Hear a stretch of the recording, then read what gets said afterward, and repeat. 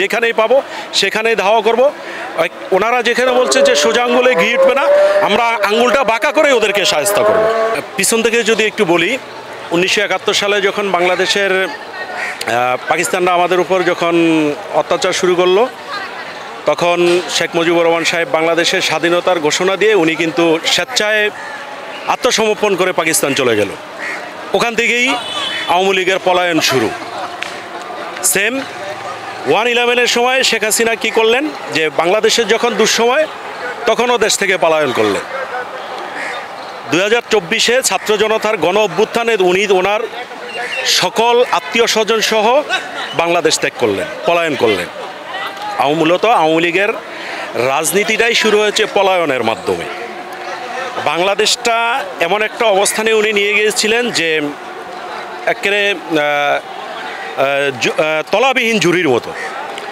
এখন তিনি বাংলাদেশটাকে যখন ডক্টর মোহাম্মদ ইউনূস ওই একটা তলাবিহীন ঝুড়ি থেকে বাংলাদেশটাকে একটা অবস্থানে নিতে যাচ্ছে, সেই মুহূর্তে সে ইন্ডিয়া বসে থেকে তার দোসররা সহ বাংলাদেশে একটা বিশৃঙ্খলার সৃষ্টি করছে।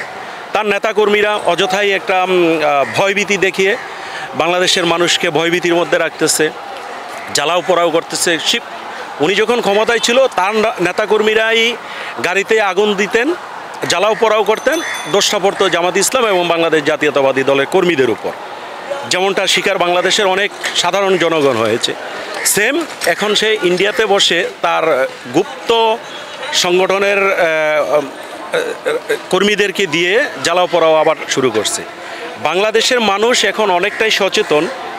উনি ওখানে বসে থেকে যতটাই এই জ্বালাও পোড়াও করুক না কেন, বাংলাদেশের মানুষ এখন অনেকটাই সচেতন। ওই সব জ্বালাও পোড়া এখন আর বাংলাদেশের মানুষ বিশ্বাস করে না।